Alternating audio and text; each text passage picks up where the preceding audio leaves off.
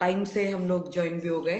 साथ साथ मैम मेरे से जो लोग क्वेश्चन पूछते रहेंगे तो मैं आपसे डायरेक्टली पूछ लूंगी। श्योर श्योर, तो मैम स्टार्ट करें।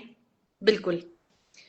तो मैम जैसे मिथ और किड्स दोनों ही बहुत फेमस हैं। किड्स को लेके हम इतने सिक्योर रहते हैं, लेकिन प्रैक्टिसेस जो इंडियन हाउसेस में हो रही है अभी, उसको लेके डॉक्टर्स को पता है क्या गलतियां पेरेंट्स कर रहे हैं, और पेरेंट्स में लैक ऑफ अवेयरनेस है। तो और यही आज का हमारा मोटिव था कि लेट्स क्लियर सम मिथ्स और करेक्ट फैक्ट्स रिगार्डिंग किड्स और किड्स सेफ्टी। करेक्ट। तो सबसे पहला क्वेश्चन जो बहुत कॉमन है, नेबुलाइजर लेना। बात बात पे बच्चों को पेरेंट्स नेबुलाइजर देना शुरू कर देते हैं। छोटा सा कफ हो तब नेबुलाइजर शुरू कर देते हैं। इस पे आप क्या कहना चाहेंगे? देखो इज सबसे दिस पहले, राइट और व्हाटएवर, मतलब करेक्ट, सबसे पहले तो बताएं। मैं कहूंगी कि अभी जैसे आप लोग सब नॉर्थ में हैं, अभी मेरा रीजन चेंज हो चुका है, सो आई एम इन बैंगलोर। यहाँ पे वेदर इज काफी बेहतर है इफ कंपेयर टू नॉर्थ। तो it almost ranges from 20 to I would say 12-15, इतना ही जाता है। उससे नीचे लाइक ड्रॉप होता है तो रात में हो जाता है, ठीक है।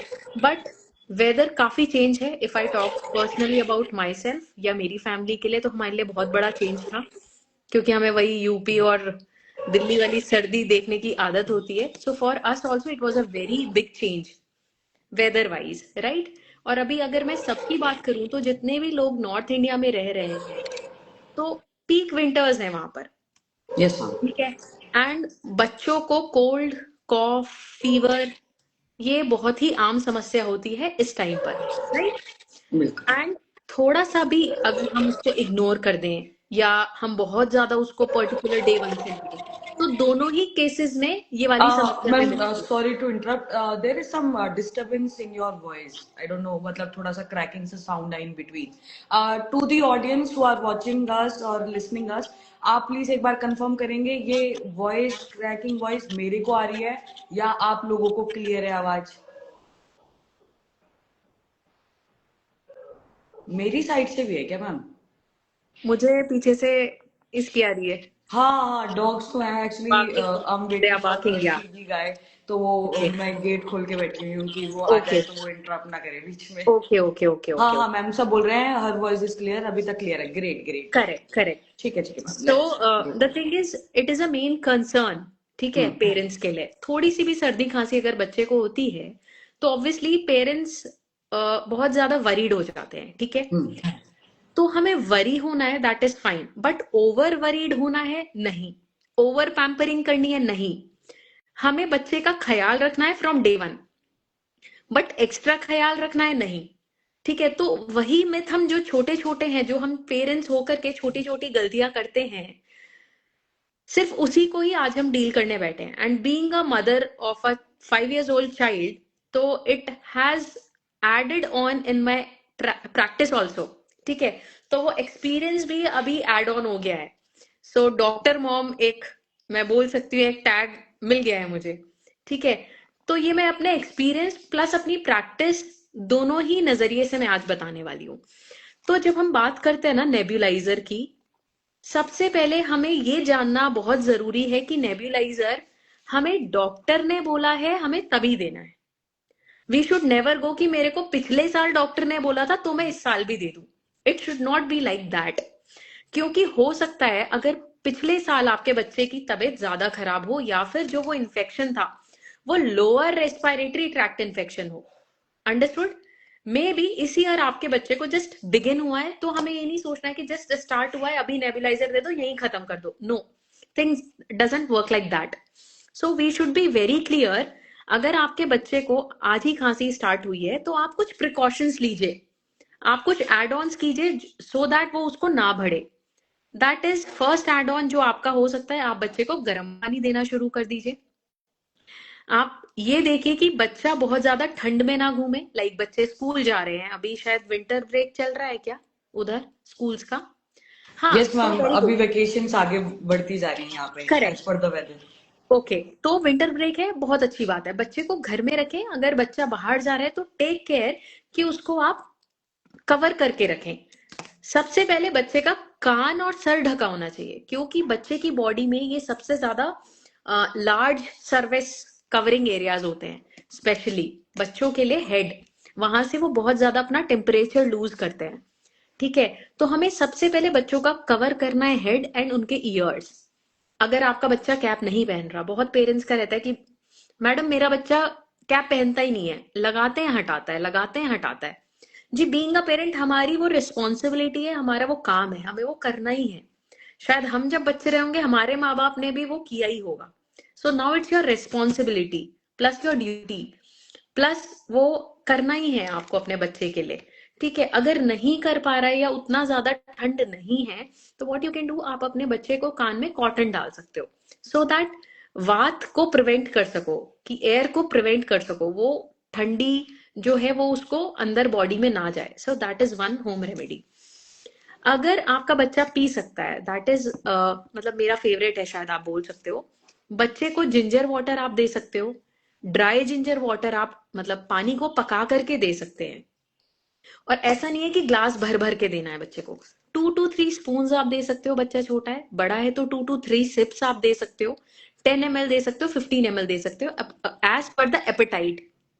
ठीक है, और दूसरा एक सबसे जो इस टाइम पर पेरेंट्स, बीइंग पेरेंट्स, जो मदर गलतियां करती हैं वो ये कि इस टाइम पर बच्चों की एपेटाइट कम हो जाती है, उनको कोई भी तकलीफ है, सर्दी है, खांसी है, बुखार है, कोई भी इन्फेक्शन है, बच्चों को एपेटाइट उस टाइम कम हो जाती है। तो हमें फोर्स फीड उनको नहीं करना है कि जी डांट लगाया, 2 थप्पड़ लगाए, खाना खिला दिया, नहीं, it should not be like that. उनकी एपेटाइट कम है, हमें उनकी बॉडी को समझना है। सो उनकी बॉडी को आप रिकवरी के लिए टाइम दीजिए। ठीक है, तो उस टाइम पर आप बिल्कुल हल्के आहार पे चले जाओ। ये नहीं कि जी मेरे बच्चे ने खाया नहीं, कि चलो जी एक केक का पीस दे दिया, एक पेस्ट्री का पीस दे दिया, कि नहीं जी खा ही नहीं रहा है, चलो एक पिज्जा मंगा के दे दिया, एक बर्गर दे दिया। नो, अगेन वो चीज नहीं होनी चाहिए। उस टाइम पर आप जितना हल्का आहार उनको दोगे, जितना लघु आहार दोगे, वो उतना जल्दी रिकवर करेगा। लघु आहार में आपका सबसे पहले स्टार्ट करो, जैसे हमारा संसर्जन क्रम में हम देते हैं ना पंचकर्मा के टाइम पर, सेम हमें वही फॉलो करना चाहिए, क्योंकि लंघन वाली प्रक्रिया बच्चों के केस में काम नहीं करती। हम उनको नहीं कह सकते कि जी आप लंघन करो, बच्चों के केस में वो बिल्कुल काम नहीं करता।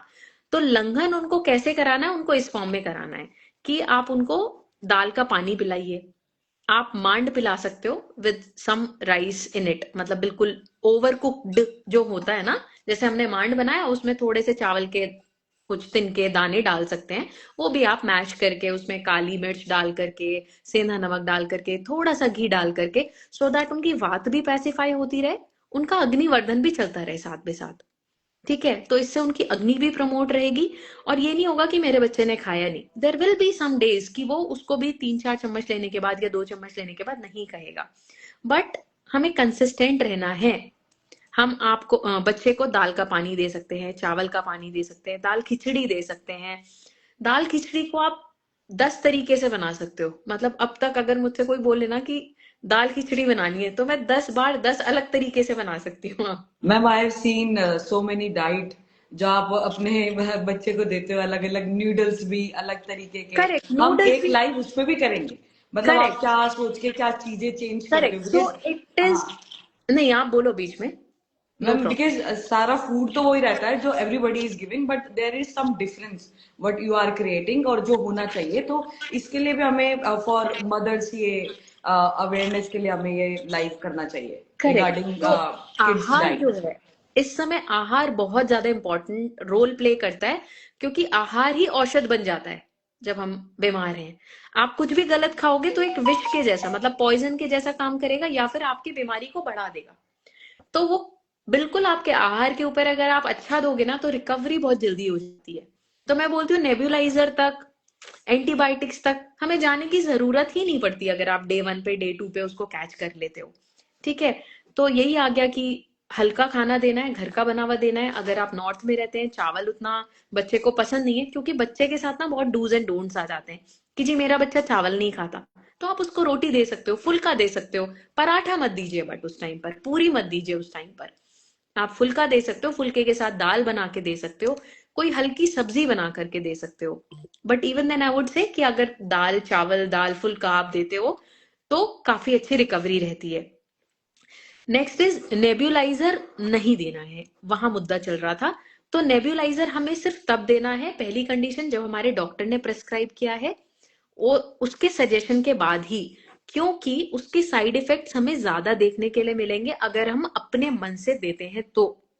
क्योंकि जब अपर रेस्पिरेटरी इन्फेक्शन है वहां हमें नेब्यूलाइजर देने की जरूरत ही नहीं, क्योंकि जो हम नेब्यूलाइजर में दवा डाल रहे हैं वो सारी एक्ट करती है जाकर के आपके लोअर रेस्पिरेटरी ट्रैक्ट सिस्टम पर। दूसरा, जो वो दवा है जो हम उसमें डाल रहे हैं, दैट एक्ट एज अ वेजोडाइलेटेशन का काम करती है वो। मतलब जो हमारे आप समझ लो ये है, ठीक है, जो लेमैन देख रहे हैं मैं उनके लिए बता रही हूँ, जो हमारी श्वसन नली है, ठीक है, जिससे हम एयर अंदर लेते हैं, तो कई बार वो कंस्ट्रिक्ट हो जाती है, तो उसको डायलेट करती हैं ये, मतलब उनको विस्फारित कर देती हैं, उनको साइज बढ़ा देती हैं ताकि इजीली ब्रीथ कर पाए बच्चा। क्योंकि म्यूकस जमा जब हो जाता है ना लोअर रेस्पिरेटरी ट्रैक्ट में, उस वजह से बच्चा खांसता है मगर कफ बाहर नहीं आ पाता, ब्रीदिंग में तकलीफ होती है, इसीलिए हमें नेबुलाइजर में वो दवा डालने के लिए दी जाती है कि वेजोडाइलेटेशन हो जाए, मतलब हमारी नलियां खुल जाएं या विस्फारित हो जाएं, जिससे बच्चा सांस आसानी से ले सके। बट अगर तकलीफ ही वहां नहीं है, हम फिर भी वो दवा दे रहे हैं, तो इंस्टेड ऑफ गिविंग बेनिफिट्स वो आपको तकलीफ दे सकता है वहां पर। So we should not go without prescription for nebulizer. So वो एक इमरजेंसी मेडिसिन जैसे हमें समझना है। एंड कई बार मैंने ऐसा भी देखा है कि जो पेरेंट्स बच्चों को थोड़ी सी भी सर्दी खांसी में विदाउट प्रिस्क्रिप्शन नेबुलाइजर देते हैं, या तो उनकी खांसी एक्सटेंड हो जाती है और वो बैक्टीरियल में कन्वर्ट होकर के या फिर लंबे समय तक चलती है, या फिर उसके रिकरेंट एपिसोड्स उनको वो देखने के लिए मिलते रहते हैं, right? So this is all about nebulizer which I want to say it to all the viewers and to all the parents जो भी ये लोग देख रहे हैं आज। मैम इसी बीच से एक और क्वेश्चन माइंड में आया था, जैसे एंटीबायोटिक की बात हो रही है, इवेंचुअली इन फीवर बच्चों को थोड़ा सा फीवर होगा और पेरेंट्स उसको डोलो या XYZ मेडिसिन देना स्टार्ट कर देते हैं, और आयुर्वेद इसके बारे में बिल्कुल अलग बोलता है। What is your take on that? See, मेरे पास आप यकीन नहीं मानोगे, पिछले ऑलमोस्ट 10-12 साल हो गए हैं मुझे प्रैक्टिस करते हुए, एंड कुछ पेरेंट्स हैं, मैं जो बोलूंगी जम्मू से हैं, कुछ लोग अलग अलग पार्ट्स ऑफ इंडिया से हैं, और कुछ एक जो है ना, आप, मैंने जम्मू इसलिए बोला कि मैं साउथ में बैठी हूँ, बट उनके बच्चे को जम्मू में बैठे हुए भी अगर कुछ हो जाता है ना, तो उनका पहला कॉल आता है कि मैम मेरे बच्चे को फीवर हो गया है, अब मैं क्या करूं? तो just see the beauty of Ayurveda कि वो वहां बैठी हैं, मतलब अलग ही रीजन में, उनके बच्चे को कुछ तकलीफ होता है, फोन वो हमें कर रही है। क्या वहां डॉक्टर्स नहीं है? But it is all about faith, उनका फेथ है आयुर्वेदा में, ठीक है, और उनके बच्चे को रिजल्ट भी मिलते हैं। एंड ऐसे ही न जाने कितने पेरेंट्स हैं कि जिनको फीवर आता है उनके बच्चे को, and they immediately come to us, वो ना दवाई दे करके, विच आर रियली हैंडी, जो आपको हर दूसरी दुकान पे मिल जाएंगी। तो द मेन थिंग इज हमें पहले रूट कॉज समझना है कि फीवर मेरे बच्चे को आया क्यों, क्या ठंड लग करके आया, क्या कोई बाहर का खाना खाया उसने इसलिए आया, कि ये कोई वायरल इन्फेक्शन है। क्योंकि जब बच्चा स्कूल जाना शुरू करता है ना, उसको वो वाले फेज में, जब बच्चा स्कूल जाना शुरू करता है, it may be play school, it may be pre school, वो एज में आपके बच्चे को इतना इन्फेक्शन होगा, इतना इन्फेक्शन होगा, दैट आप ही हाथ जोड़ लोगे कि भाई क्या हो गया है। या तो आपको हर हफ्ते हर महीने will be going to see your paediatrician, right? तो हमें वहां वो चीज समझनी है, और वो चीज में आकर के हमें वहां डायरेक्टली एंटीबायोटिक्स नहीं शुरू कर देना है। So we should understand the root cause there. So वहां पर वायरल इन्फेक्शंस उस एज में सबसे ज्यादा होते हैं, क्योंकि आपका बच्चा एक घर में रह रहा है इन अ क्लोज्ड विसिनिटी, अचानक से उसने एक ऐसे एरिया में जाना शुरू कर दिया जहां तरह तरह के लोग आ रहे हैं। से सपोज मिनिमम कम से कम 20 से 30 बच्चे तो एक क्लास में रहेंगे, वो 20 से 30 अलग घर से आ रहे हैं, हर घर में कोई ना कोई इन्फेक्शन, या तो कोई पेट रहा होगा, या कोई बीमार हो सकता है, या कुछ भी हो सकता है। तो जो हेल्दी है, मतलब सपोज कि एक हेल्दी फैमिली से बच्चा जा रहा है जहां कोई बीमार नहीं है, तो वो फटाफट कैच कर लेता है, ठीक है। तो अब क्या होगा, पेरेंट्स वरीड होंगे, बट इमीडिएटली हमें कोई मेडिकेशन पे जंप अप नहीं करना है, या स्पेशली एंटीबायोटिक्स पे नहीं जंप अप करना है, ठीक है। हमें सोचना है कि ऐसा क्यों हुआ, एंड उस केस में आप पहले तो कुछ दिन स्कूल जाना उसका अवॉइड करा सकते हो, सो दैट और बच्चों को वो वायरल या वायरस ट्रांसफर ना हो। And there is no need of antibiotics कि आप उसको वायरल ओरिजिन की व्याधि में दें। वायरल डिजीज में there is no use to give antibiotics. और बहुत सारे अगर आप डॉक्टर्स देखोगे तो वो लोग देते भी नहीं है। Like if I talk about, बहुत सारे पीडियाट्रिशियन हैं, क्योंकि जब हमारे भी मीटिंग्स होते हैं डॉक्टर्स के, तो बहुत सारे आपको मॉडर्न वाले भी मिलेंगे, आयुर्वेदा वाले भी मिलेंगे, यूनानी वाले भी मिलेंगे। तो कुछ सेट ऑफ डॉक्टर्स हैं जो एंटीबायोटिक्स नहीं देते, even after practising MBBS paediatrician रहेंगे। So I really appreciate those doctors, they understand the complain कि वो क्या ओरिजिन से है। सो वो बोलेंगे कि रेस्ट करो उसको, आप लिक्विड्स दीजिए, विच इज रियली जो हमें भी फॉलो करना चाहिए। सो उस टाइम पर आयुर्वेदा भी यही कहता है कि अगर आपके बच्चे को फीवर है तो थोड़ा सा रेस्ट आप दीजिए, उसको भी दीजिए, उसकी अग्नि को भी दीजिए। एंड जब हम बात करते हैं ना वायरल ओरिजिन वाले फीवर की, तो वहां बच्चा काफी एक्टिव रहता है। यू विल बी सीइंग कि पेरेंट्स खुद बोलेंगे कि हाँ, बच्चे को ऐसी कोई तकलीफ नहीं है कि वो बिल्कुल बेड रिडन है, उसमें एनर्जी नहीं है। देर विल बी फेजेस जब उसको फीवर रहेगा 100 या 101, तो थोड़ा सा बच्चा डाउन फील करता है, but even at that time बहुत सारी आयुर्वेदिक मेडिसिन हैं, we can't name them because unjudicial use हम नहीं करना चाहते मेडिसिन का। जुडिशियसली यूज करेंगे वो बहुत अच्छा रहेगा। तो क्या व्याधि के लिए क्या दवा देना है वो आपके नियरेस्ट वैद्य से आप संपर्क कर सकते हैं फॉर श्योर। तो there are an number of medicine which we can use in this particular area. But अगर हम फिर से उसको सिर्फ अपने फूड हैबिट से इंप्रूव करना चाहें, तो yes, again jump up to the same. आप मेडिकेटेड वाटर बच्चे को दो, मेडिकेटेड आहार बच्चे को दो, या हल्का डाइट आप दो, and few Ayurveda drugs, and your child will be free from all the fever and ये वाला जो व्याधि बच्चे को कॉमनली हो जाता है। तो वहां हमें एंटीबायोटिक्स का कोई जरूरत नहीं पड़ता। But yes, if it is landing up in bacterial में जा रहा है, बैक्टीरियल में जब जाता है ना, तो फीवर काफी हाई ग्रेड हमें दिखता है, and it usually starts from third day या फोर्थ डे। एकदम से इन्फेक्शन हुआ तुरंत बैक्टीरियल में लैंड अप नहीं करता, it takes few days to reach there, अगर हम उसको इग्नोर करते हैं। That's why initial days, first day आपको पता चल रहा है बच्चा खांस रहा है, तभी से दवा शुरू कर दो, या तभी से ही आप आहार में चेंज बच्चे के लिए शुरू कर दो। ऐसा नहीं कि तभी हम बच्चा खाना नहीं खा रहा तो पिज्जा देंगे, पास्ता देंगे, बर्गर देंगे। आप लाइट डाइट से स्टार्ट कीजिए, you will recover it very well. कुछ तकलीफ है तो वी बीइंग अ डॉक्टर हम बैठे हैं, आपके नियरेस्ट वैद्य बैठे हैं, आप बिल्कुल संपर्क कीजिए उनको, and whatever help we can provide, we are there to provide. जी। तो मैम फ्रॉम दिस लाइव अभी तक तो 3 टॉपिक तो मिल ही चुके हैं नेक्स्ट लाइव के लिए। पहला हम डाइट पे बात करेंगे, दूसरा जी। हम मेडिकेटेड वाटर पे बात करेंगे, और बच्चों की अग्नि को समझ के हमें कब कैसे काम करना है, तीसरा लाइव हम इस पे भी करेंगे। बिकॉज बहुत सारे लोग जुड़ रहे हैं, और इसीलिए जुड़ रहे हैं क्योंकि वो इन टॉपिक्स में इंटरेस्टेड होंगे। हमारे साथ बहुत सारे वैद्य भी जुड़ रहे हैं, कुछ ना कुछ अपनी करेक्ट। प्रैक्टिस के लिए भी सीखने को मिलेगा। ट्रू अब जैसे दैट। मैम आयुर्वेद की बात हुई है और बच्चों की बात हुई है, सबसे बड़ा मिथ है हनी पे। हनी पे बहुत सारी कंट्रोवर्सीज चल रही हैं, इस पे आप क्या कहना चाहोगे? हनी बच्चे को देना चाहिए या नहीं देना चाहिए? सी, मैं बिल्कुल शास्त्रोक्त ही बात करूंगी, क्योंकि मैं खुद, मतलब to be honest, I have never written any Ayurveda, any modern medicine in my practice. आपको दिखाना है, बहुत सारे मॉडर्न डॉक्टर्स हैं, आप जाकर के दिखाइए बिल्कुल, but what ever I practice वो पूरा आयुर्वेदा वाला ही आपको मिलेगा। तो आयुर्वेदा इस पर क्या कहता है, अगर हम देखें हमारे संहिता खोल करके, आप चाहे तो चरक संहिता खोलिए, सुश्रुत संहिता खोलिए, अष्टांग खोलिए, काश्यप खोलिए, डे 1 से बात की गई है बच्चे को हनी देने के लिए, डे 1 से। They are not even saying कि आप 1 साल से दो, 6 महीने से दो, अन्नप्राशन के समय दो, फलप्राशन के समय दो। वहां पर आचार्यों ने बोला है, और सभी आचार्यों ने बोला है, कि आप डे 1 से बच्चे को हनी दीजिए।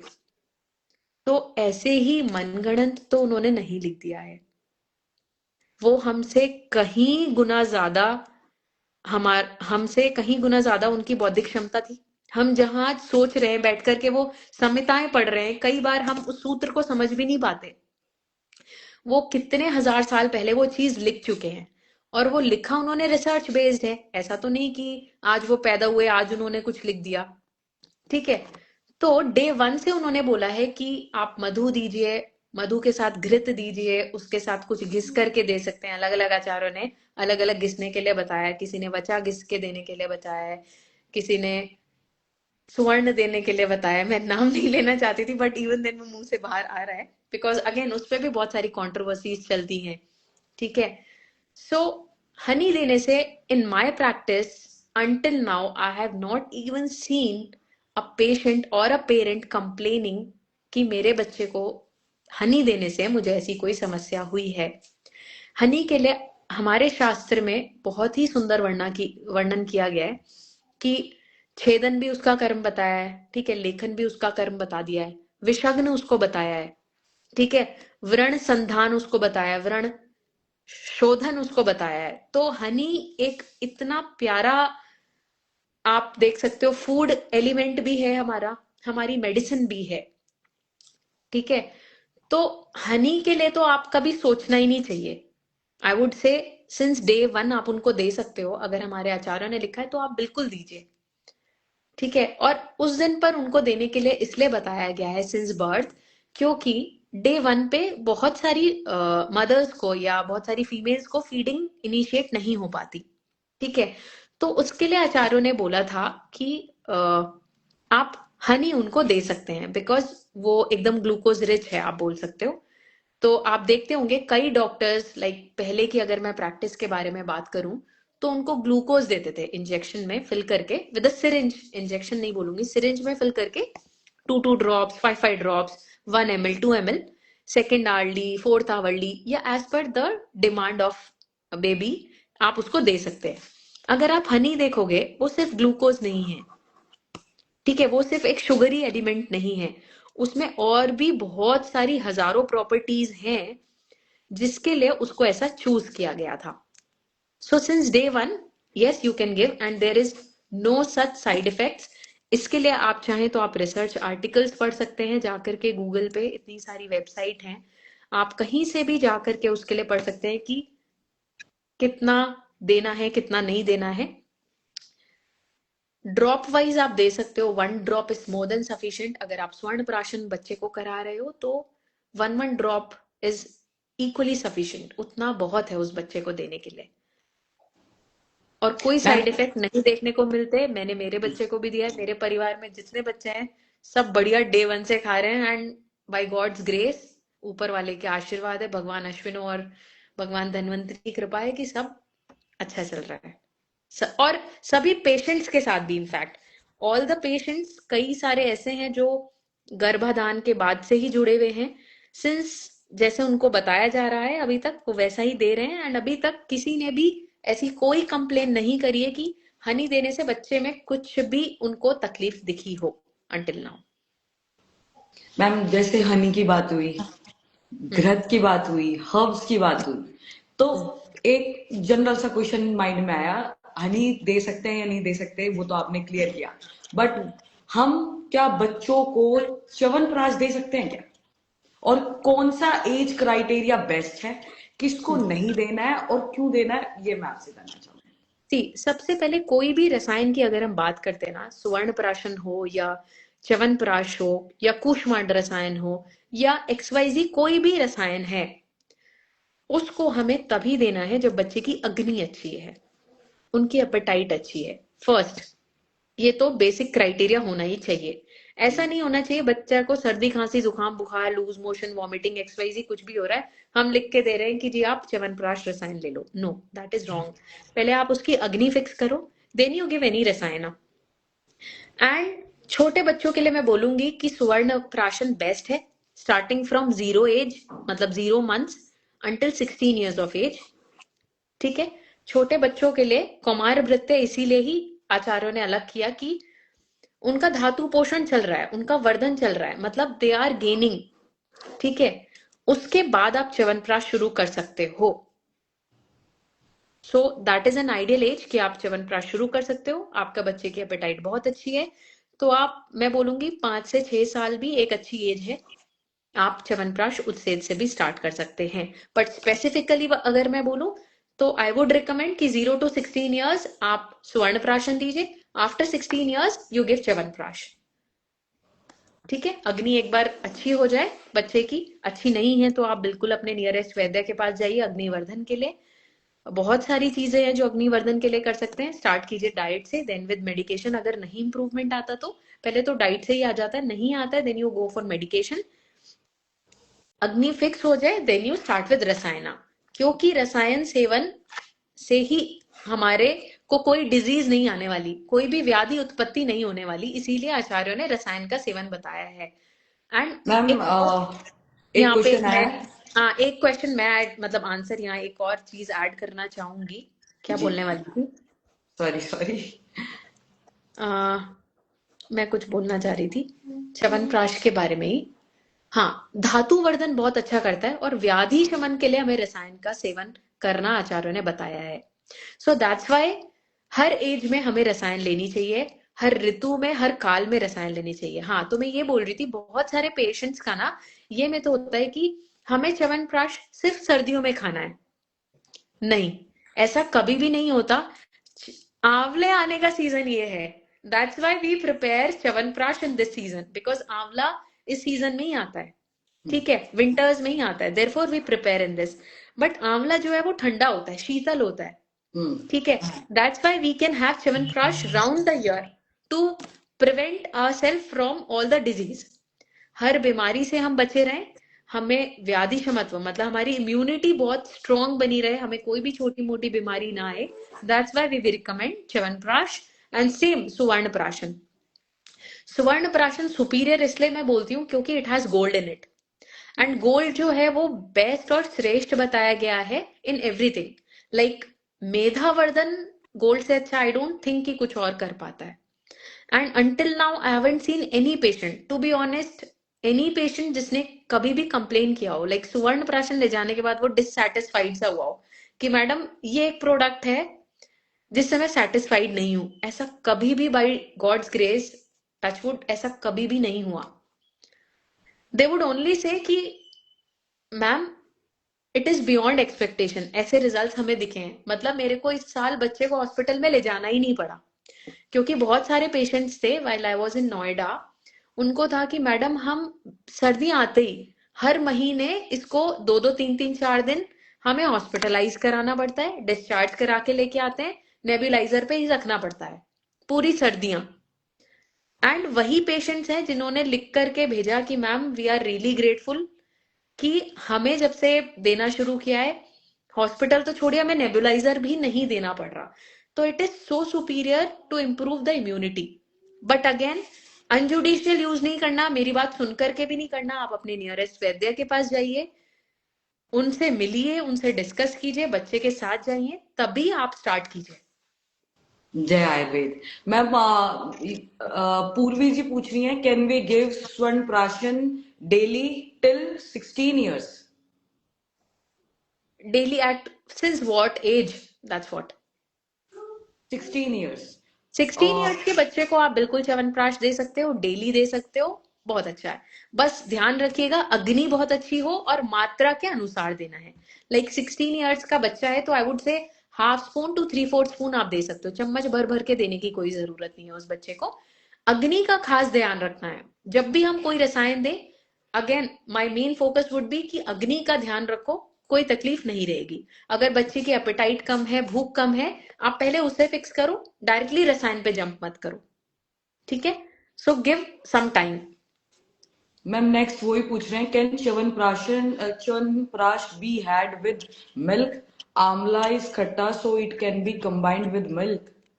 सी अगर मैं गुड बात करूं क्वेश्चन। च्यवनप्राश की, बहुत अच्छा क्वेश्चन है पूर्वी जी आपने पूछा है। और मुझे आप ये भी बताइए कि आप एक आयुर्वेदा फील्ड से हैं या फिर आप एज अ पेरेंट ये बात पूछ रहे हैं, so that it becomes clear for me to make you understand. Ma'am ये पूछ रहे हैं कि ये स्वर्ण प्राशन हम 1 ईयर टू 16 ईयर्स तक एवरीडे देंगे या क्या करेंगे? आई वुड से कि मैम शी इज हाँ, पेरेंट। Correct correct correct. तो पहले मैं पहले सवाल का जवाब दूंगी आपके। च्यवनप्राश जो है ना वो एक रसायन है, और उसमें ऑलमोस्ट 40 से 50 ड्रग्स एक साथ मिला करके बनाया जाता है, and that's a very long process. आंवले को उबालते हैं, पिष्टी बनाते हैं, वहां से स्टार्ट होकर के, और एंड में हम ठंडा होने के बाद उसमें हनी डालते हैं अलॉन्ग विद द प्रक्षेप द्रव्य। तो उसमें 40-50 आपकी ड्रग्स चली जाती हैं। तो उसमें आंवले का रोल जो खट्टा है, जो हमारा एक खट्टा है मैं मानती हूँ, शीत है मानती हूँ, बट इवन देन उसका जो अनुपान है, दूध ले सकते हैं, बहुत अच्छा अनुपान है, और इससे खट्टे वाली तकलीफ कोई प्रॉब्लम नहीं आती, क्योंकि और बहुत सारी दवाइयां हैं। उसका जब हम अग्नि से संस्कार करते हैं, हाँ वही प्लस संस्कारित है वो करेक्ट, आमला नहीं। वो अग्नि से संस्कारित हुआ है, पूरा जो उसका बनाने का तरीका है, उससे उसमें खट्टे जैसा अपनापन कुछ रह ही नहीं जाता है, उसकी सारी प्रॉपर्टीज चेंज हो जाती हैं, ठीक है, संस्कारित होने के बाद। So yes, you can give it daily with milk, इससे बच्चे को कोई तकलीफ नहीं आने वाली है। एंड आपका क्वेश्चन है 1 ईयर से 16 ईयर्स तक एवरी डे। आप एवरी डे दे सकते हो, but not from 1 year, I would से 0 to 3 ईयर्स या 5 ईयर्स तक मैं बोलती हूँ। 0 से 5 साल तक तो स्वर्ण प्राशन कंपल्सरी दो। रोजाना नहीं दे सकते तो आप एवरी मंथ पुष्य नक्षत्र पे दीजिए। बच्चे को कोई भी तकलीफ है XYZ, आप उसको डेली दीजिए, क्योंकि जब हमारे आचार्यों ने लिखी थी ये बात कि पुष्य नक्षत्र पे ही देना है, तब केमिकल वाला फूड या जंक फूड या बाहर का खाना, पेस्टिसाइड, वो सब उस काल में, उस दौरान में, उस समय में नहीं होता था। तो बिल्कुल वो श्रेष्ठ था कि आप एवरी मंथ पुष्य नक्षत्र पे दें। बट अगर मैं आजकल के खान पीन को देखूं, आजकल के आहार को, आजकल के दिनचर्या को देखूं, तो मैं बोलती हूँ पेरेंट्स को, जहां पे भी मुझे जरूरी लगता है, not to everyone, but yes, जब बच्चे को तकलीफ है, या तो उसको फ्रीक्वेंट इलनेसेस है, it can be any frequent cough and cold, frequent allergies, या एनी स्किन इश्यूज, या बच्चे को स्पीच डिले है, मेटाबॉलिक डिसऑर्डर है, मेटाबॉलिक नहीं बोलूंगी, न्यूरोलॉजिकल डिसऑर्डर है, जिसमें आप स्पीच डिले ले लो, ADHD ले लो, ऑटिज्म ले लो, ग्लोबल डिलेड माइलस्टोन ले लो, उन बच्चों में जरूर ही देना ही चाहिए स्वर्ण प्राशन एवरी डे। आपको स्वर्ण प्राशन पॉज कब करना है? जब बच्चे को एक्सट्रीमली आप देखो कि भूख कम हो गई है, या फिर लूज मोशन है, या फिर फीवर है, या फिर वॉमिटिंग है, बहुत ज्यादा कॉफ एंड कोल्ड है, उस टाइम पर, या कैसे भी समझो आपकी अग्नि बच्चे की हैम्पर हुई है, उस टाइप पे आप स्वर्ण प्राशन रोकेंगे। अदरवाइज आपका बच्चा ठीक है, मतलब उसकी अग्नि ठीक है, आप स्वर्ण प्राशन रोजाना दे सकते हैं। And 0 to 5 years I would say कि बच्चे को स्वर्ण प्राशन दो। After 5 years of age you can go with chyawanprash also. Ma'am और क्वेश्चंस नहीं है, और ये तो हमारा फर्स्ट लाइव था ऑफ कोर्स, और हमारे नेक्स्ट टॉपिक्स भी डिसाइड हो गए हैं। जी टू द ऑडियंस जो भी देख रहा है, और मैम मैं आपको भी बता नहीं, रही एक हूँ क्वेश्चन दैट इन्होंने ही पूछा था, please share the difference ways of making khichdi. बहुत हाँ सारे वेज हैं खिचड़ी बनाने के, बहुत सारे। आप दाल चावल से बना सकते हो, which everyone makes with moong dal and rice. What I like, मेरे को बारले बहुत पसंद है। मेरे को इसलिए पसंद है क्योंकि आयुर्वेद शास्त्र में उसका हर जगह उल्लेख मिलता है, इसलिए मुझे ज्यादा पसंद है। तो आप दाल चावल, चावल को बारले से रिप्लेस कर सकते हो, ठीक है। आप चावल को दलिया से रिप्लेस कर सकते हो, आप दाल में रिप्लेसमेंट दे सकते हो, मूंग दाल यूज कर सकते हो, अरहर दाल यूज कर सकते हो, मलका मसूर जो ऑरेंज कलर वाला होता है वो यूज कर सकते हो, ग्रीन स्प्लिट मूंग आती है वो यूज कर सकते हो। एंड इसमें आप वेजिटेबल्स भी ऐड ऑन कर सकते हो, अगर आपका बच्चा प्लेन नहीं लेता you can add vegetables, but बहुत हैवी टू डाइजेस्ट वेजिटेबल्स यहाँ हमें ऐड नहीं करनी चाहिए, लाइक बीन्स, ठीक है। थोड़ा गुरुता की तरफ नहीं जाना है, इसको हमें हल्का से हल्का बनाना है, ठीक है। तो these are few things, otherwise पे एक पूरा लेक्चर हो सकता है, different ways of making khichdi. So this is some basic way, आप उससे बना सकते हो। Ma'am and will do water live ज्यादा ऑन ऐड दिस। रखना है, कुक ज्यादा करना है। ऐसा नहीं थिक जैसा खिचड़ी नहीं बना के देना है जब बच्चे की तबीयत खराब है। That should be quite liquidy, which your child can have it with the help of spoon. हाथ से खाने जैसा नहीं होना चाहिए, उस टाइम पे थोड़ा स्पून वाला कंसिस्टेंसी होना चाहिए। It should be more watery and more cooked, थोड़ा चावल दाल चमके ने ओवर कुक्ड जैसा होना चाहिए, सो that it can be easily digested. या सूप्स Ma'am, दीजिए बच्चे somebody को। is asking, Miss Jyoti Shahu, हाँ। due to delivery complication, the development of 2-year child affected and can't stand independently. Swan Prashan work completely or not? In it, if yes, then what about the doses? सी जो आपने question पूछा है ना Jyoti Sahu ji, I can see that you are a doctor. ठीक है, तो जब 2 साल का बच्चा है, वो डेवलपमेंटल उधर डिसऑर्डर है, वो अपने आप से खड़ा नहीं हो सकता। We have to find out the root cause कि वहां रूट कॉज क्या है। वहां पर डिलीवरी के टाइम पर कॉम्प्लिकेशन की वजह से, अच्छा आपने मेंशन किया है, जो है पहले तो उस पे आप काम कीजिए and along with the medication आप यहाँ पर स्वर्णप्राशन चलने दीजिए। यहाँ पर लाइन ऑफ ट्रीटमेंट आप कुछ ऐसा रख सकते हो दैट आप उसका अग्नि करेक्शन करो, आप उसको साथ में कुछ मेडिसिन दीजिए जो उसमें सपोर्ट करें। ठीक है, साथ में आप स्वर्ण प्राशन दीजिए, और बच्चे की अगर अग्नि ठीक है तो आप साथ में पंचकर्मा स्टार्ट कीजिए। then for sure you will be able to see very good results in such cases.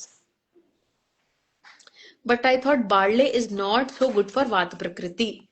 Ayurveda में आपको हर चीज के लिए मिल जाएगा। बार्ले ऐसा नहीं है कि वो वात प्रकृति के लिए बहुत अच्छा नहीं है। आपको अगर ऐसा लग रहा है तो आप इसमें घी ऐड करके दीजिए। बार्ले को श्रेष्ठ अनाज बोला गया है आयुर्वेद में। ठीक है, और इसकी उत्पत्ति जो है वो, अगर हम वेदों के अनुसार देखें तो माता पार्वती, माता अन्नपूर्णा की नाभि से इसकी उत्पत्ति बताई जाती है। तो जो खुद स्वयंभू से उत्पन्न हो रही हैं, जो स्वयं माता से, जो जननी है पूरी सृष्टि की, उनसे उत्पन्न हो रही हैं, वो कभी विकृत हो ही नहीं सकती, वो कभी किसी को हार्म कर ही नहीं सकती। ठीक है, so that is my take on barley. Plus अगर आपको लग रहा है कि कहीं ना कहीं बच्चे की वात बढ़ रही है ऐसा देने से, या वात में कहीं ना कहीं डिस्टर्बेंसेस आपको दिख रहे हैं, आप उसमें घी ऐड करके दीजिए। बिकॉज जो मिलर्स होते हैं ना हमारे, वो कहीं ना कहीं थोड़ा सा वात एग्रीवेट करते हैं, but it is an exception barley again.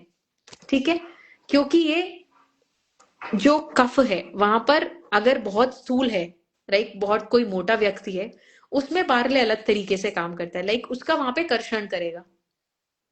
ठीक है, और जो ऑलरेडी वीक है, लीन एंड थिन है, वहां पर उसको वो ब्रह्मण का कार्य करेगा।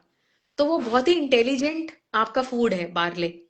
ठीक है, तो वो पहले तो आपकी बात नहीं कहीं भी परेशान करेगा if it is causing some issue to you, क्योंकि हर इंडिविजुअल इज डिफरेंट। यहाँ पर आयुर्वेद में कभी भी वन साइड हर एक को फिट नहीं आने वाला, one size won't fit to everyone. ठीक है, Also तो अगर single आप, prakriti as well. करेक्ट, ठीक है, तो आप बिल्कुल उसमें साथ में घी ऐड करके दे सकते हो। So it will be a pacify for your body type. या that will be my take.